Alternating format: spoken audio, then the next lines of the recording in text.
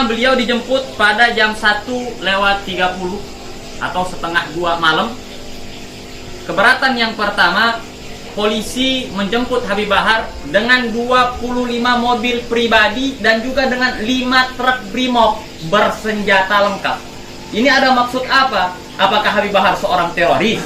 Apakah Habib Bahar seorang pembunuh? Apakah Habib Bahar membuat suatu kasus yang sangat besar sehingga pemerintah yang tidak ada keadilan sama sekali dalam diri mereka menjemput Habib Bahar sebagaimana menjemputnya seorang teroris? Itu yang pertama.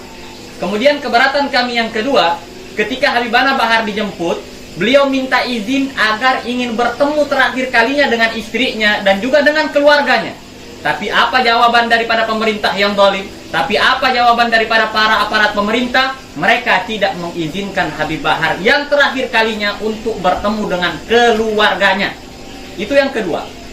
Kemudian saudara-saudara, yang ketiga, ketika Habib Bahar terakhir kali meminta izin kemudian agar bisa berpamitan dengan anak-anak majelisnya dan juga agar bisa berpamitan dengan santri-santrinya, Habib Bahar minta izin agar bisa dipertemukan untuk terakhir kalinya di majelis. Itu pun juga masih tidak diperbolehkan oleh aparat pemerintah yang zalim, yang tidak ada keadilan di dalam diri mereka.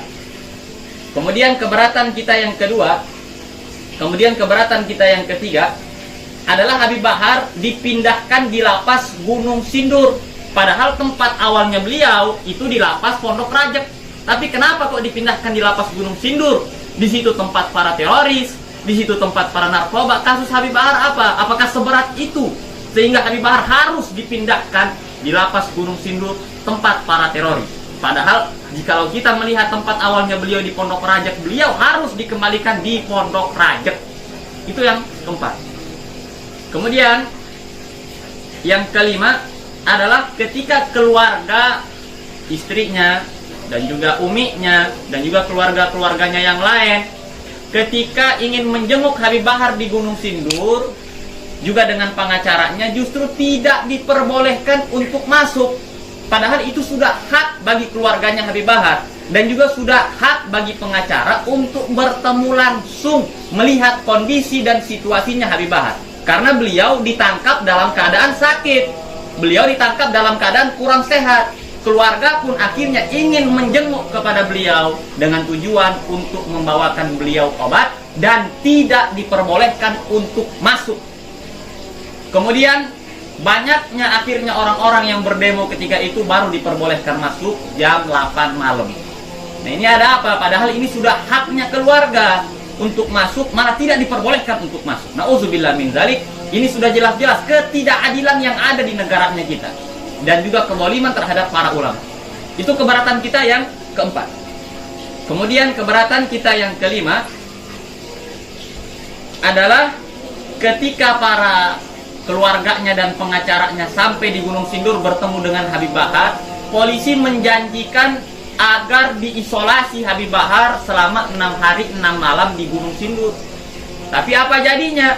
Belum 1 hari malah Habib Bahar sudah dipindahkan lagi di lapas Nusa Kambangan, di lapas Nusa Kambangan. Nah, padahal polisi seharusnya menepati janji mereka untuk mengisolasi Habib Bahar selama 6 hari 6 malam di Gunung Sindur. Tapi mereka pun mengingkari janji mereka. Itu keberatan, kita sangat-sangat keberatan. Kemudian kita juga keberatan karena ketika Habib Bahar dipindahkan di Nusa Kambangan, itu tidak ada kabar, berita, dan juga tidak ada kabar sama sekali, pemberitahuan kepada keluarganya sama sekali. Tiba-tiba dipindahkan saja tanpa ada pemberitahuan sama sekali. Kita sangat-sangat keberatan. Padahal sudah haknya bagi keluarga untuk mengetahui ketika Habib Bahar dipindahkan. Dan 3 kali pindahan ini pada waktu malam seakan-akan ini seperti perpindahan penculikannya orang-orang PKI. Karena PKI di waktu malam mereka ketika ingin menculik para jenderal-jenderal. Nauzubillah min dzalik. Nah, juga saya serukan kepada seluruh umat Islam. Saya serukan kepada seluruh para habaib, kepada seluruh para ahlul bait. Jikalau satu dari ulama kita sudah disentuh, satu dari ulama kita sudah didolimi, maka besok ataupun lusa pasti ulama-ulama yang lain akan didolimi dan juga pasti akan disentuh oleh orang-orang dolim. Oleh karena itu kita buktikan keberanian kita. Oleh karena itu kita buktikan nyalinya kita. dengan pembelaan kita terhadap kasus Habib Bahar bin Ali bin Smith untuk melawan pemerintah-pemerintah yang zalim. Sekarang kita mempunyai 3 pilihan. Pilihan yang pertama bagi seluruh rakyat adalah mati karena corona. Pilihan yang kedua adalah mati kelaparan di rumah. Dan pilihan yang ketiga adalah mati jihad fisabilillah. Dan pilihan ketigalah itu yang menjadi pilihan kita sebagai pilihan umat Islam yang dipilihkan di dalam syariat Islam.